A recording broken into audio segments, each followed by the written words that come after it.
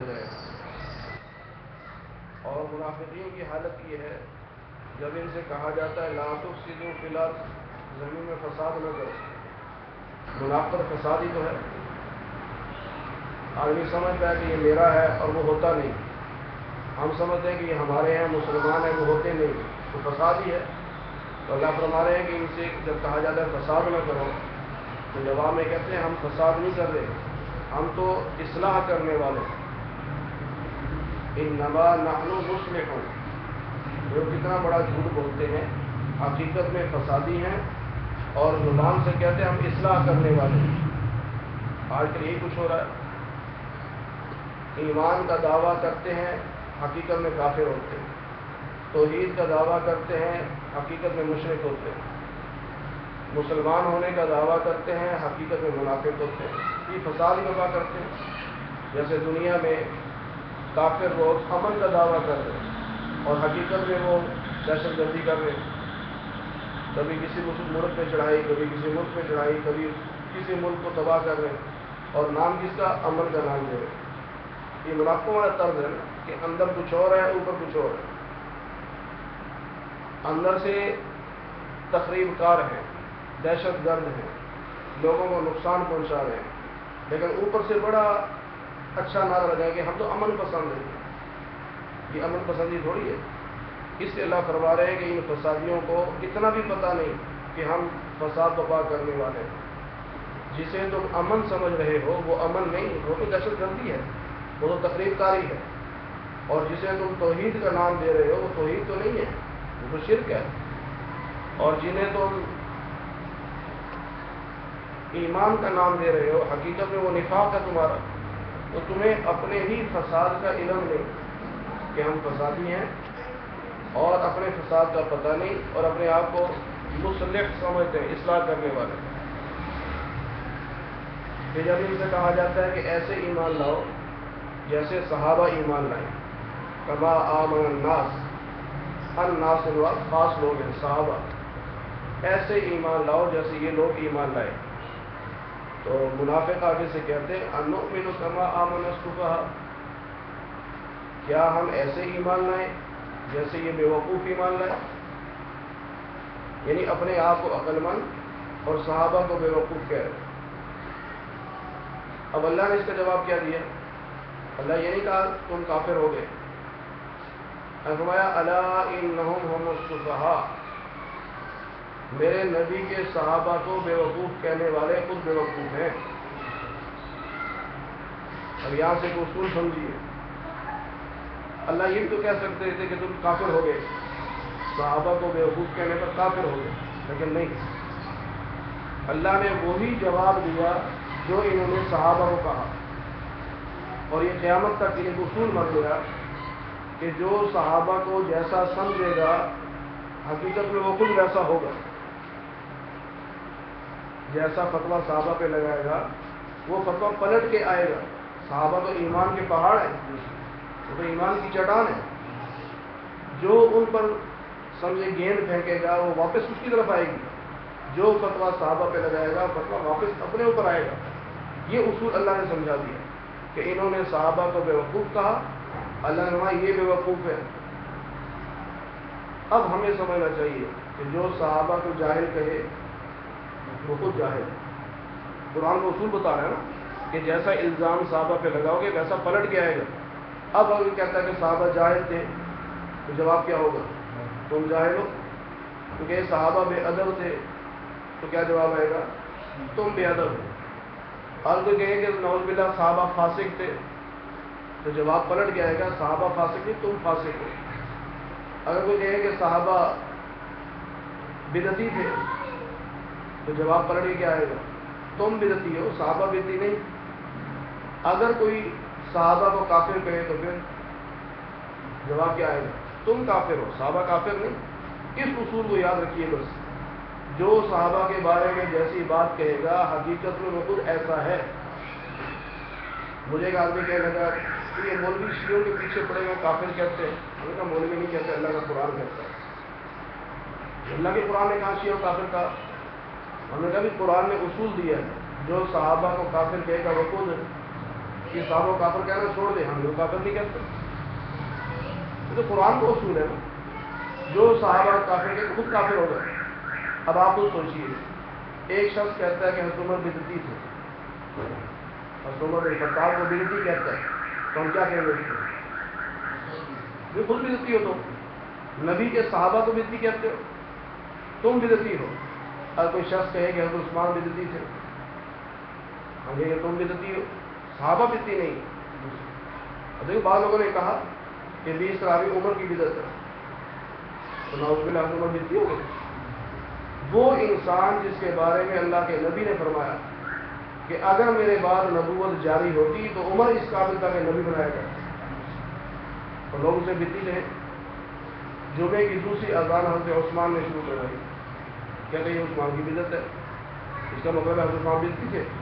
ہم کہتے ہیں جو صحابہ کو کافر کہے گا ہم اسے کافر کہیں گے، جو صحابہ کو بدعتی کہے گا ہم اسے بدعتی کہیں گے، جو صحابہ کو فاسق کہے گا ہم اسے فاسق کہیں گے، جو صحابہ کو مشرک کہے گا ہم اسے مشرک کہیں گے، جو صحابہ کو جاہل کہے گا ہم اسے جاہل کہیں گے، جو صحابہ کو کم علم کہے گا ہم اسے کم علم کہیں گے، جو صحابہ کو بے ادب کہے گا ہم اسے بے ادب کہیں گے. یہ اصول ہے قرآن کا.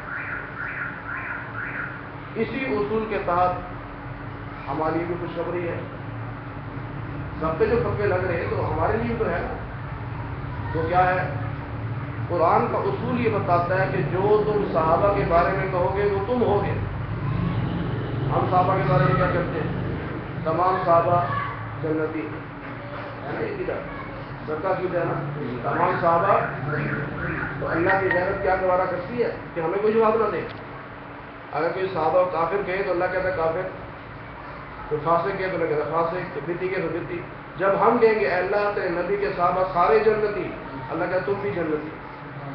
فتویٰ پلٹ گیا ہے نا. تو جب صحابہ کو جنتی مانو گے تو پھر تمہیں بھی جنت ملے گی. اگر نعوذ باللہ صحابہ کو فاسق کہو گے تو خود بھی فاسق ہو جاؤ گے، صحابہ کو بدعتی کہو گے تو خود بدعتی ہو جاؤ گے. اس لیے ہمیں چاہیے ہم ہر وقت ایک ہی آواز لگائیں، تمام صحابہ جنتی ہیں. اس لیے کہ جواب میں پھر ہمارے بارے میں بھی اللہ کہیں گے تو بھی جنتی ہو. آگے فرمایا وَإِذَا لَقُوا الَّذِينَ آمَنُوا. منافقین کی حالت یہ ہے کہ جب یہ ایمان والوں سے ملتے ہیں، مومنوں کے پاس آتے ہیں تو کہتے ہیں آمنا، ہم بھی ایمان لائے، ہم بھی تمہارے ہیں، ہم بھی مومن ہیں. اور وَإِذَا خَلَوْا إِلَىٰ شَيَاطِينِهِمْ. اور جب شیطانوں کے پاس جاتے ہیں، یعنی کافروں کے پاس، اللہ نے قرآن میں کافروں کو شیطان قرار دیا. تو جب وہ شیطانوں کے پاس جاتے ہیں تو کیا کہتے ہیں؟ اِنَّا مَعَكُمْ، ہم بھی تمہارے ساتھ ہیں. میں بعض دفعہ سوچتا ہوں ہماری سیاست بھی یہی ہے. پاکستان میں ہیں تو ہم تمہارے ہیں، امریکہ کے پاس گئے تو ہم تمہارے ہیں، جو کہو گے مانیں گے. عجیب بات ہے کہ منافقت نہیں اور کیا ہے. ووٹ لینے کے لیے ہم تمہارے ہیں، اور ووٹ لینے کے بعد جی پالیسی آپ دیجیے، جہاد ختم کر دو، ہم تمہارے ہیں، ختم کر دیتے ہیں. پابندی لگا دو، ہم تمہارے ہیں، پابندی لگا دیتے ہیں. مدرسے بند کروا دو، ہم آپ کے ہیں، پابندی لگا دیتے ہیں. ہمارے پاس ہیں تو ہمارے ہیں، ان کے پاس ہیں تو ان کے. یہ دوہری پالیسی تو نہیں اللہ کو پسند ہے. اللہ کو سیدھا سیدھا مسلمان پسند ہے، اور مسلمان کبھی مسلمان کا دشمن نہیں ہو سکتا. مسلمان مسلمان کا بھائی ہے. انما المؤمنون اخوہ، مومن مومن کا بھائی ہے. تو بھائی بھائی کو نہیں مارتا، بھائی بھائی کے خلاف تو نہیں چلتا، اس کا دشمن تو نہیں ہوتا. تو اللہ فرما رہے ہیں منافقین کا حال یہ ہے، جب مومنوں کے پاس بیٹھتے ہیں تو ہم تمہارے، جب کافروں کے پاس جاتے ہیں کہتے ہیں ہم تمہارے. اور جب کافر ان سے کہتے ہیں تم کل تو مومنوں کے پاس تھے، ادھر بڑے دعوے کر رہے تھے کہ ہم اسلام لے آئیں گے، ہم یوں کر دیں گے، ہم وہ کر دیں گے، اور ہم ہمارے پاس آ گئے ہیں فنڈ مانگنے کے لیے. تو آگے سے کیا کہتے ہیں انما نحن مستہزئون. یہ تو عوام میں وقوف ہے، ہم تو ان سے مذاق کرتے ہیں، ہم ان سے مذاق کرتے ہیں. ہمارے دعوے کوئی سچے تھوڑی ہیں، ہمارے تو اصل کام وہی ہے، پالیسی ہوئی جو آپ دیں گے. یہ منافقین کہتے تھے ہم تمہارے ہیں، ان سے تم مذاق کرتے ہیں. اللہ نے اس کا جواب دیا اللہ یستہزئ بہم. انہوں نے کیا مذاق کرنا ہے، اللہ ان سے مذاق کر رہا ہے. وہ مذاق کیا ہے؟ اللہ ان کو ہدایت عطا نہیں کر رہا، تو مذاق ہی تو ہے. اس سے بڑا مذاق کیا ہوگا کہ یہ اپنے آپ کو ہدایت پہ سمجھ رہے ہیں، حقیقت میں یہ گمراہ ہے. جس غلط راستے پہ چل رہے ہیں اسی پہ چلتے جا رہے ہیں. اللہ ان کو وہاں سے واپس مڑ کر ایمان والے راستے پہ چلنے نہیں دے رہا، یہ مذاق یہی تو کیا ہے؟ اور ایک مذاق اور ان کے ساتھ ہوگا قیامت کے دن۔ 27ویں بارے میں سورہ حدید میں ہے، میدان محشر سے پل صراط تک آگے کا جو سفر ہے یہ سارا اندھیرا ہے، سخت اندھیرا۔ ہر ایمان والے کو اس کے ایمان کی روشنی ملے گی، اس روشنی کے ساتھ وہ چلے گا۔ کسی کا ایمان تھوڑا ہے، مضبوط ایمان نہیں تھا، کمزور ایمان والا تھا، تھوڑی سی روشنی جیسے دیے کی روشنی، کسی کا بلب کی روشنی، کسی بڑی روشنی۔ اسی لیے نبی پاک صلی اللہ علیہ وسلم نے فرمایا جو ہر جمعے کو سورہ کہف کی تلاوت کرے گا قیامت کے دن اس کے پاؤں سے لے کے آسمان تک روشنی ہی روشنی ہوگی، اور یہ روشنی وہاں کام آئے گی نا۔ اب جب یہ مسلمان اپنی روشنی کے ساتھ جا رہے ہوں گے تو منافق بھی ساتھ ہو رہے ہیں کہ چلو روشنی تو ہے ہی ہے، ساتھ چل پڑے۔ اب وہاں مسلمان دیکھیں گے ملک کہ منافق ہمارے ساتھ آ رہے ہیں، تو یہ منافقین سے کہیں گے بھائی اپنی روشنی لے کے آؤ، یہ کہیں گے ہم تمہارے تھے، نہیں اپنی روشنی ہے، واپس جاؤ اپنی روشنی۔ کہاں سے مل رہی ہے روشنی؟ اب وہاں تو روشنی نہیں مل رہی، روشنی تو دنیا میں مل رہی ہے۔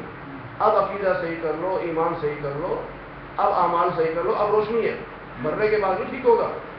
لیکن منافق سمجھے گا شاید اب بھی ہو سکتا ہے، مسلمان ان سے مذاق کریں گے، وہ پیچھے روشنی ملے وہاں چلے جاؤ، یہ جب پیچھے مڑیں گے تو پیچھے اندھیرا، اللہ درمیان میں دیوار کھڑی کر دے گا۔ منافق اندھیرے میں ہے، مسلمان اپنی روشنی کو ساتھ پار کر کے جا رہے ہیں۔ تو یہ ان کے ساتھ مذاق ہوگا کہ تم دنیا میں لوگوں سے مذاق کرتے تھے کہ ہم مسلمان ہیں، حقیقت میں تم کافر تھے، آج تمہارے ساتھ بھی یہ مذاق ہو رہا ہے۔ آگے فرمایا یہ ایسے لوگ ہیں جو دنیا میں تجارت کے لیے آئے تھے۔ ہر انسان دنیا میں تجارت کے لیے آیا ہے۔ تجارت کیا ہے؟ ہماری جان، ہمارا مال اللہ کے لیے ہے اور اس کے بدلے میں اللہ ہمیں جنت دے گا، یہ تجارت ہے۔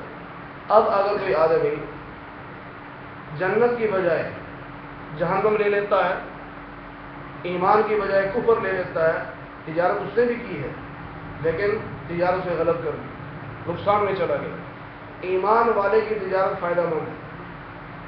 ہم نے اپنی جان مال کا سودا کر لیا اللہ کے ساتھ، یا اللہ ہمارا اپنا کچھ نہیں، جان بھی تیری ہے، میرا مال بھی تیرا ہے، تو نہیں دیا تیرا، ہمیں جنت عطا کر دے، یہ سودا بہترین ہے۔ اب ایک انسان دنیا میں آ کر کافروں کا ساتھ دیتا ہے، منافق بن کے رہتا ہے، ایمان کی بجائے کفر خریدتا ہے، تو یہ تجارت میں نقصان اٹھا رہا ہے۔ اس سے اللہ نے فرمایا یہ وہ لوگ ہیں جنہوں نے ہدایت کی بجائے گمراہی کا سودا کر لیا ہے۔ فما ربحت تجارتهم، اور ان کی تجارت فائدہ مند نہیں ہوئی، نقصان ہوا۔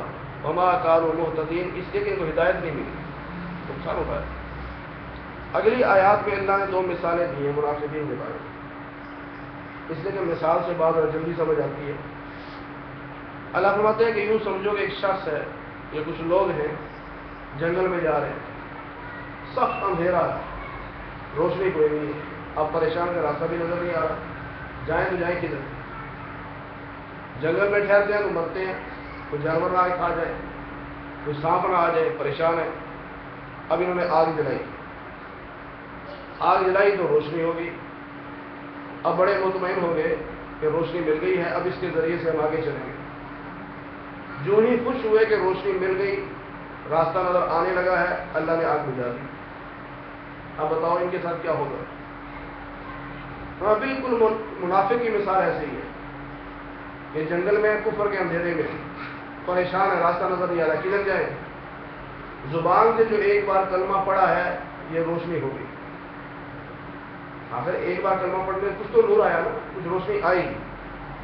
اب جب انہوں نے منافقت کی کہ دل سے نہیں پڑھا، اوپر سے پڑھا، تو اللہ نے وہ ایمان کی روشنی مٹا دی۔ اب پھر وہی جنگل میں کھڑے ہیں، کوئی راستہ نظر نہیں آتا، اور اب یہ ایسے ہو چکے ہیں صم بکم عمی فہم لا یرجعون، گونگے، بہرے اور اندھے ہیں، نہ راستہ نظر آتا ہے، نہ سن سکتے ہیں، نہ بول سکتے ہیں۔ جنگل میں اکیلا آدمی کھڑا، راستہ بھی نظر نہیں آ رہا، نظر بھی کام نہیں کر رہی، آنکھیں کام نہیں کر رہی، کان کام نہیں کر رہے، زبان کام نہیں کر رہی۔ تمہارے منافقین کا یہ حال ہے۔ اور دوسری مثال یہ تھی کہ جیسے بادل چھائے ہوئے ہو، سخت کالے بادل، اور رات کا اندھیرا بھی ہو، اور بادل گرج رہے ہو اور بجلی چمک رہی ہو، بندہ ڈرتا ہے جب یہ موت آپ نے اکثر دیکھا ہوگا بے ساختہ بجلی جب چمکتی ہے نا تو بے ساختہ انگلیاں کانوں میں چلی جاتی ہے کہیں کانوں کے پردے نہ پھٹ جائیں کہیں میں مر نہ جاؤں. تو اللہ فرماتے ہیں جب بجلی چمکتی ہے تو یہ منافق بھی ایسے ہی جیسے کانوں میں انگلیاں دے دی موت کے ڈر سے. اب ان کا ہوا کیا؟ جب بجلی چمکی تھوڑا سا راستہ نظر آیا چل پڑے. پھر اندھیرا ہے اب کھڑے ہوئے کدھر جائیں راستہ نظر نہیں آ رہا. پھر بجلی چمکی راستہ تھوڑا سا نظر آیا پھر چل پڑے. یہ منافقین کا حال ہے. اصل میں دو قسم کے منافق تھے. ایک تو بالکل پکے ٹھکے پرلے درجے کے منافق جن کا ذکر گزر چکا. اور ایک منافق وہ تھے جو کلمہ پڑھتے تھے اور دل میں کبھی کبھی خیال آتا تھا کہ یار اسلام ہی ٹھیک ہے. کبھی کبھی خیال آتا تھا اسلام ٹھیک ہے اور کبھی خیال آتا نہیں یہودی ٹھیک ہے ادھر چلے جائیں. مگر پکے منافق نہیں تھے, نہ پکے مسلمان نہ پکے منافق. ان کا حال یہ بیان ہوا کہ جب مسلمانوں کی فتوحات کی روشنی آتی ہے, چمک پیدا ہوتی ہے, مسلمانوں کو فتح حاصل ہوئی تو انہیں چل پڑے. اور جب مسلمانوں پہ آزمائش آئی تھوڑی سی مشکلات آئی تو رک گئے. یوں اللہ نے مثال دے کر سمجھا دی ہے. جیسے بجلی چمکے راستہ نظر آئے تو چل پڑے, بجلی بند ہو جائے راستہ نظر آئے تو رک جائیں. مسلمانوں کو فتوحات ہوتی نظر آئیں تو ان کے ساتھ ہو لیں, اور جب مسلمانوں کو فتوحات ہوتی نظر نہ آئیں تو پھر کافروں کے ساتھ ہو جائیں. فرمایا یہ منافق لوگ ہیں اور یہ سمجھتے ہیں کہ ہم کامیاب ہو جائیں گے. کہ یوں کامیاب نہیں ہوتے, حالانکہ اللہ چاہے تو ان کے کانوں کو بھی ختم کر سکتا ہے, آنکھوں کو بھی اللہ ختم کر سکتا ہے. اس کے ان کے منافقت کے باوجود اللہ نے دنیا میں آنکھیں بھی دی ہیں, کان بھی دی ہیں کہ نبی کی بات سن لو اور نبی کا راستہ دیکھ لو. اگر اللہ چاہے تو اللہ اس کو ختم کر سکتا ہے. نہ سننے کی توفیق دے, نہ بولنے کی توفیق دے, نہ دیکھنے کی توفیق اللہ کر سکتا ہے. ان اللہ علی کل شیء قدیر, اللہ تعالیٰ ہر چیز پر قادر ہے, اللہ کر سکتا ہے. یہ جو 13 آیات ہیں واپس سوچیے, پکے مسلمانوں کی صفات 5 آیات ہیں, پکے کافروں کی نشانیاں اور صفات 2 آیات ہیں. منافق کے لیے اللہ نے 13 آیات نازل فرمائی. 13 آیات. کیوں؟ سب سے خطرناک منافق ہوتا ہے, اس لیے کہ ہم اس کے دل کو نہیں دیکھ سکتے اس کے دل میں ہے کیا. اللہ کو تو پتہ ہے, اللہ کے نبی کو بھی تب پتہ چلا جب اللہ نے بتایا. اور منافق آدمی چاہے وہ مسجد نبوی میں نماز پڑھ رہا ہو وہ جہنمی ہے. نبی پاک صلی اللہ علیہ وسلم کے دور میں بعض منافقین داڑیاں بھی رکھی ہوئی, پگڑیاں باندھی ہوئی, جہاد بھی شریک ہے, نبی کے پیچھے نمازیں پڑھ رہے ہیں. مسجد نبوی ہے, امام الانبیاء صلی اللہ علیہ وسلم نماز پڑھا رہے ہیں. لیکن آپ کو پتہ ہے جب اللہ نے وحی بھیجی کہ فلاں فلاں فلاں فلاں فلاں منافق ہیں, 70 سے زیادہ لوگوں کے آپ نے نام بتا دیے آپ کو اللہ نے کہ یہ منافق ہے. پھر آپ صلی اللہ علیہ وسلم نے ایک موقع پر 36 منافقین کو کھڑا کر دیا تو مسجد نبی نے, کھڑے ہو جاؤ, تم منافق ہو, تم منافق ہو, تم منافق ہو, تم منافق ہو. اور مسجد نے نکالا ہے 36 منافقین. پھر حضرت حذیفہ بن یمان رضی اللہ تعالیٰ عنہ کو آپ نے نام بھی بتا دیے تھے کہ فلاں فلاں منافق ہے, لیکن آگے بتانا نہیں. اس لیے وہ نبی علیہ السلام رازدار تھے, امانت دار تھے, کہ آگے بتایا نہیں. حضرت عمر رضی اللہ تعالیٰ کیا کرتے تھے, پوچھتے کہ یہ جنازہ جس کا آیا ہے منافق تو نہیں؟ اگر مجھے نبی نے منع کیا نام بتانے سے, نہیں بتا سکتا منافق کا نام, آپ خاموش ہو جائیں. پھر جب جنازہ آتا تو آپ پوچھتے حذیفہ پڑھ رہا ہے کہ نہیں, یہ بتاؤ. اگر حذیفہ صف میں کھڑے ہوتے تو حضور جنازہ پڑھاتے, اس کا مطلب ہے یہ مومن ہے. اگر حذیفہ جنازے میں نہ ہوتے تو آپ سمجھ جاتے یہ منافق ہے, آپ جنازہ نہیں پڑھاتے تھے. اور حضرت عمر رضی اللہ عنہ کتنے بہادر انسان, کتنے نیک انسان, کہ اللہ کے نبی نے سینکڑوں مرتبہ فرمایا عمر فی الجنہ, عمر جنتی ہے. سینکڑوں مرتبہ فرمایا عمر جنتی ہے. اور آپ صلی اللہ علیہ وسلم نے کئی مرتبہ فرمایا صدیق کا ہاتھ پکڑا, یوں حضرت عمر کا ہاتھ پکڑا, وَهَكَذَا نُبْعَثُ يَوْمَ الْقِيَامَةِ, یوں ہم قیامت کے دن اٹھیں گے. اور جنت میں دفن ہے, لیکن اس کے باوجود کبھی نہیں پوچھا کرتے تھے حذیفہ میں نام نہیں پوچھتا, اتنا بتا دو ان منافقین کے ناموں میں میرا نام تو نہیں تھی. اتنا بڑا انسان ڈرتا تھا کہ میں منافق تو نہیں. اور آج ہمارا دل کچھ کہتا ہے, زبان کچھ کہتی ہے. دل میں ایمان کوئی نہیں ہمارے, زبانوں پہ ہے صرف. اللہ کرے دل میں اتر جائے، زبانوں پہ ایسے، اور ہم سمجھتے ہم سے بڑا انسان ہی کوئی نہیں، ہم بڑے بڑے دعوے کرتے ہیں۔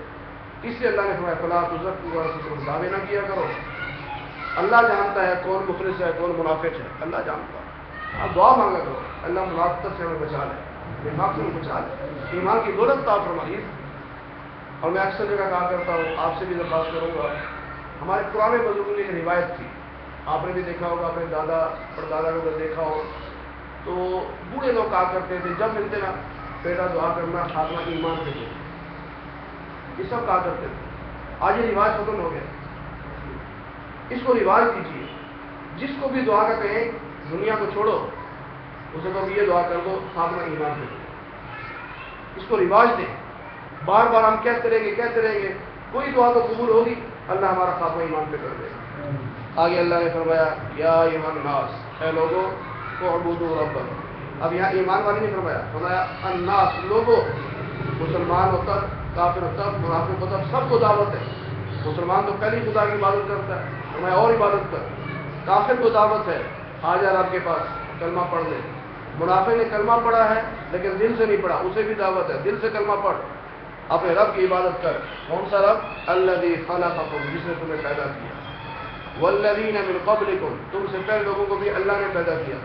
عبادت کا مقصد کیا ہے؟ لعلکم تتقون، تاکہ تم گناہوں سے بچو۔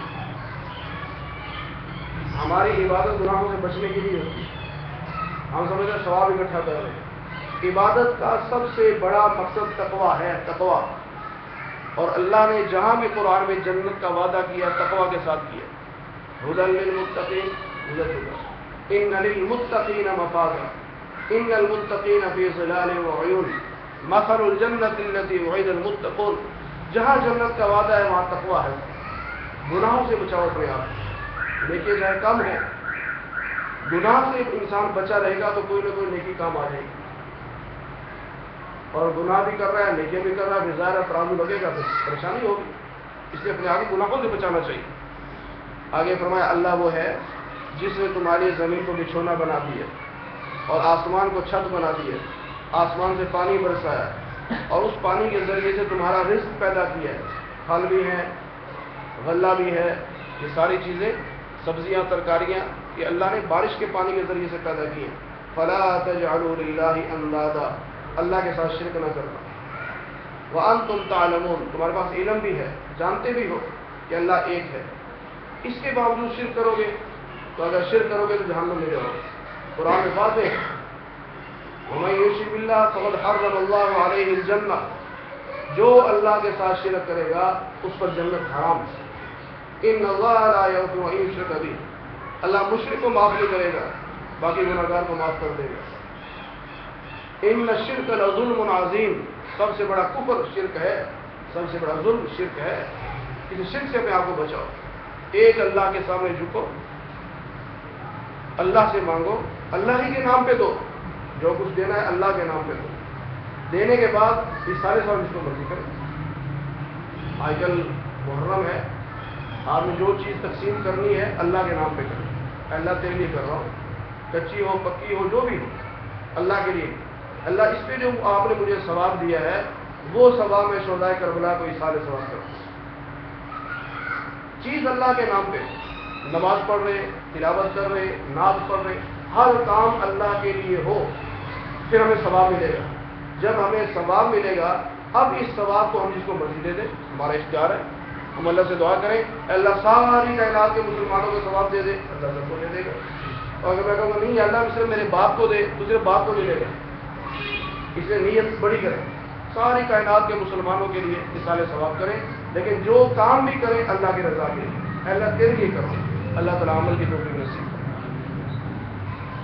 الحمدللہ رب العالمین والعاقبۃ للمتقین والصلاۃ والسلام علی سید الانبیاء والمرسلین وعلی آلہ واصحابہ اجمعین۔ اے اللہ ہم سب کے صغیرہ کبیرہ گناہوں کو معاف فرما، اے اللہ درس قرآن کو اپنی بارگاہ میں قبول فرما، اے اللہ درس قرآن کو ہم سب کے لیے آخرت میں نجات کا ذریعہ بنا، اے اللہ دنیا میں انقلاب کا ذریعہ بنا، اے اللہ بیماروں کو شفا عطا فرما، بے روزگاروں کو حلال رزق نصیب فرما، حرام کے رکنے سے ہماری حفاظت فرما۔ اے اللہ جتنے مسلمان دنیا سے جا چکے سب کی مغفرت فرما دے. اے اللہ سب کو جنت الفردوس میں اعلیٰ مقام نصیب فرما دے. اے اللہ ہم سب کو قیامت کے دن حضور نبی پاک صلی اللہ علیہ وسلم کی شفاعت نصیب فرما. جنت میں آپ کی رفاقت نصیب فرما. آپ کے دست مبارک سے حوض کوثر کا پانی بھی نصیب فرما. اے اللہ جیسے آج ہم آپ کے قرآن کے نام پر اکٹھے ہیں, اے اللہ ہم سب کو جنت میں اکٹھا فرما. اے اللہ ہم سب کو جنت میں اکٹھا فرما. اے اللہ محض اپنے فضل و کرم سے حضور نبی پاک صلی اللہ علیہ وسلم کے صدقے سے ہماری دعاؤں کو قبول فرما. وصلی اللہ علی النبی الکریم برحمتک یا ارحم الراحمین.